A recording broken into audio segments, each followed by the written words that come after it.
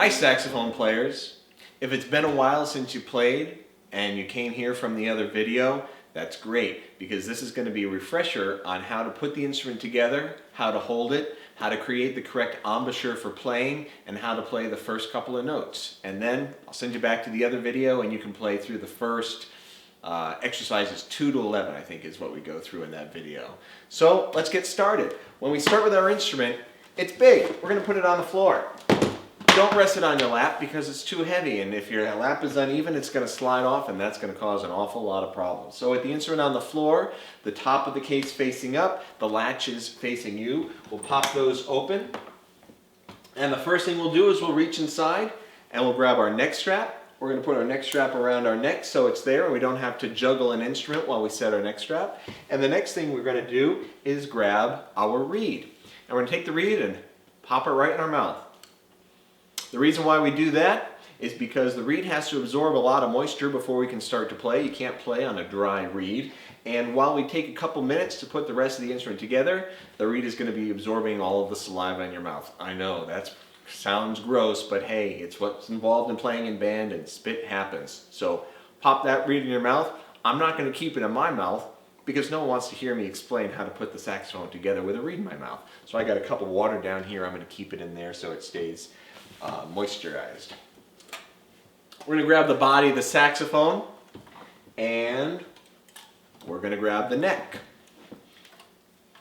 A couple things to remember that's important about the neck. The neck includes this very thin octave key up at the top. And if this octave key gets bent, it's not going to seal up at this opening. And when that happens, the instrument is no longer going to play. So whenever we handle the neck of the saxophone, we don't ever want to grab it with our hand around the octave key. We want to grab it with our first 2 fingers and thumb, that's all you'll need, and wrap them around so that we're not touching the octave key. It's going to go up here at the top. If you have a protective cap, pull that off, drop it in your case, and then we're just going to lightly wiggle it in and make sure that this tenon slides underneath the ring of the octave key.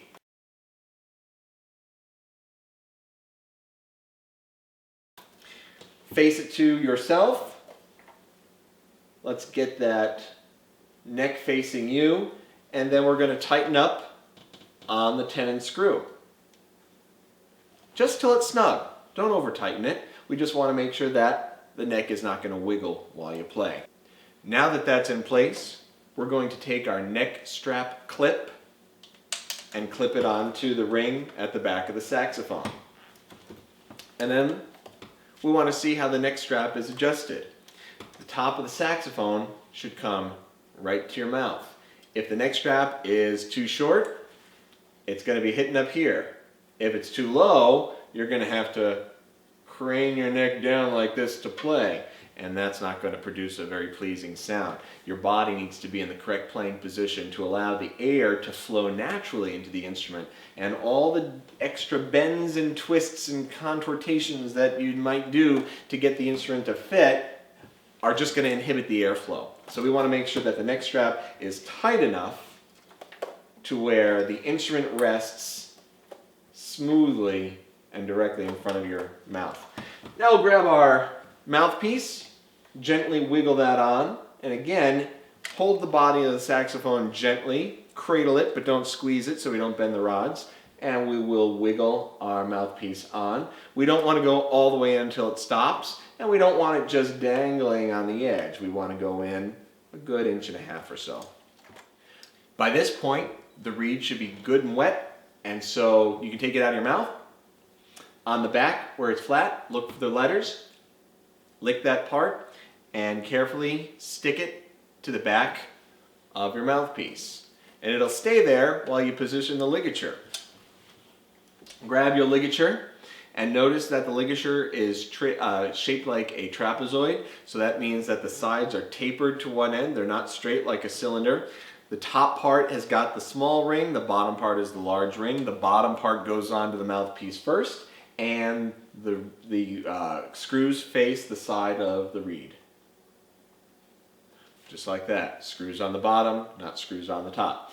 Now that it's loosely on there, we can take a couple of seconds and use our thumb to carefully position the reed on the mouthpiece.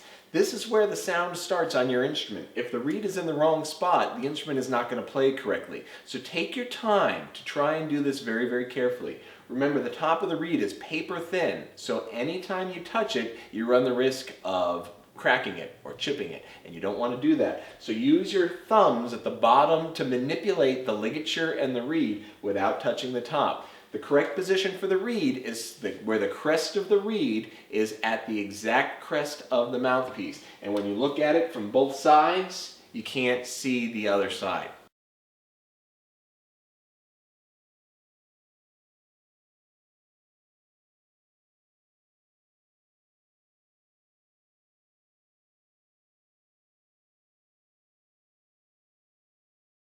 So let's move that reed up to the top of the mouthpiece without being too high. Take your time. And once you've got it into that position, pull down on the ligature while keeping the reed in place with your thumb.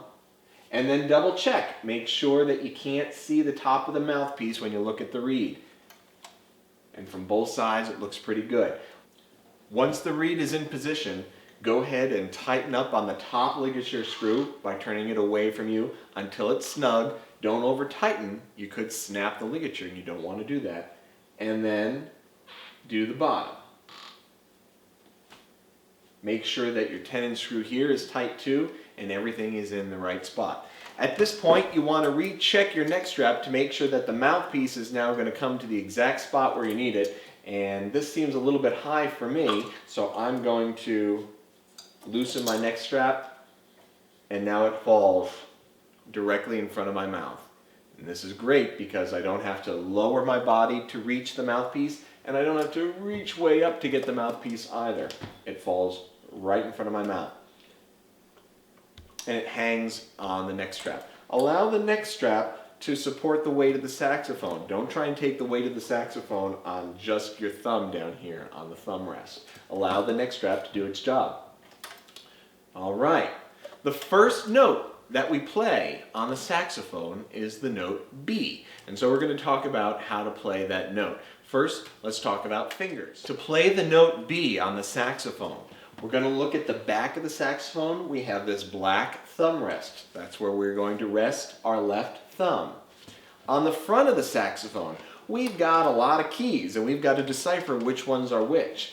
To play our first note, B, we're going to take our first index finger and place it on the second pearl key down.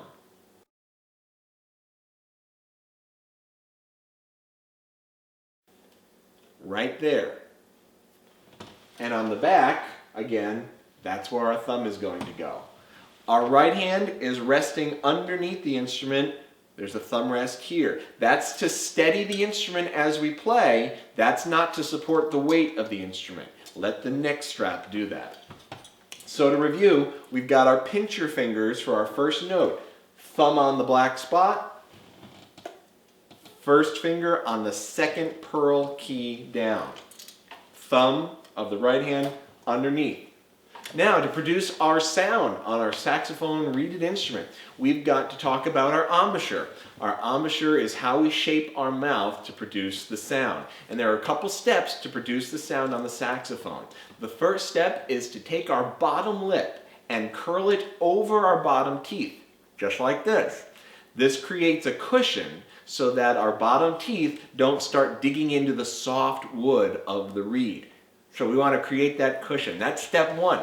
Step two, we're going to bring the saxophone mouthpiece into our mouth. But we're going to keep that cushion and rest the reed right on that cushion. Now you can take the mouthpiece and you can go way in until your top lip hits this ridge here. That's way too far. But you can also take too little mouthpiece into your mouth and just grab the tip. And if you do that, you're going to be squeezing the tip of the reed closed and it's not going to be able to vibrate. So you want to go about halfway in from the edge to the ridge. Your mouth is going to go halfway in. So let's review. Bottom lip over the bottom teeth. That's step one. Reed rests on that cushion halfway in. The next step, we're going to take our top teeth and we're going to bite down on the plastic of our mouthpiece with our top teeth. Just like this. That's going to steady the instrument in our mouth. If we forget to bite down with our top teeth, the instrument is going to wiggle and wobble inside of our mouth, and we're going to hear that in our sound. It's going to be very difficult to produce a quality tone on our instrument if it's not steadied inside of our mouth. So make sure, bottom lip cushion, reed halfway in, resting on the cushion, bite down on the top teeth. The last step is we want to take our lips and curl them around the rest of the mouthpiece to seal up so that air doesn't escape. And when those muscles are tight and these muscles are tight, our cheeks won't inflate when we play, because cheeks equals squeaks on the saxophone, and we don't want to squeak, we want to produce a good tone. One more review. Bottom lip cushion, reed halfway in, teeth, bite down, lips, wrap around. When we breathe, we're going to breathe through the corners of our mouth and then close up around the mouthpiece again to seal in. When we produce our sound, two things to remember. One, cheeks don't inflate. We talked about that. The second thing, our tongue has to start on the tip of the reed. That's how we produce a clean beginning and ending to every note. We don't want to blow air into the saxophone without first having our tongue touching the reed. That's essential to producing a proper start and finish to every note on the saxophone. So if my mouth was see-through and you could see the mouthpiece inside of my mouth and this finger was my tongue, it would actually look like this. The tongue touches the tip of the reed, and I would breathe in air. And then I would wrap my lips around the mouthpiece so that it's sealed off. And then the moment I begin to blow the air into the instrument, keeping my cheeks tight, I will pull my tongue off the reed at the exact same moment that that happens. It's almost as if you were saying the word to. Do you notice when you say the word to, your tongue lives and starts up at the top of your mouth, right behind the top of your back teeth? And then as you say that word, to, you pull the tongue away. That's the exact same thing you're going to be doing on the saxophone. Okay? Bottom lip, mouthpiece, resting on the cushion, teeth, lips, tongue is on the reed. Let's check our fingers. Thumb on the black dot. Second pearl key down with our first finger. Sit up straight and tall. Let's take in a great big breath and let's play that note. Let's use up all of our air as we play that note. Breathe with me and then we'll start together. Ready?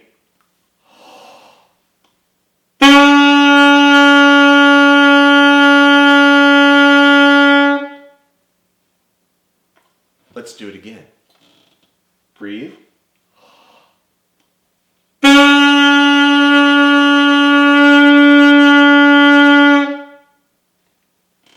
How did you sound? Did you remember the fingers? Did you remember your cheeks? Don't inflate your cheeks. Did you remember your tongue on the reed? When you take a big breath, don't raise your shoulders up. We want to keep our shoulders back and relaxed. Our back is straight. We're away from the back of our chair so that when we take a breath, we can expand in every direction. Our feet are flat on the floor. Our upper body is lifted. And that way, the air is directed right into our saxophone. We're not slouching. We're not leaning. And we're not crossing our legs. We're maintaining a good posture for good breathing to produce a good tone. Now, if you need to go back and review some of this video, that's great. Take your time to do it. Remember those steps: cushion, reed, teeth, lips, and tongue on the reed. Don't puff those cheeks. Once you're good at that, go back to the other video, and we're going to play in the book. We're going to play number 2 to 11, and we're going to practice fingering through some other notes and playing some exercises together. We'll see you there. Thanks.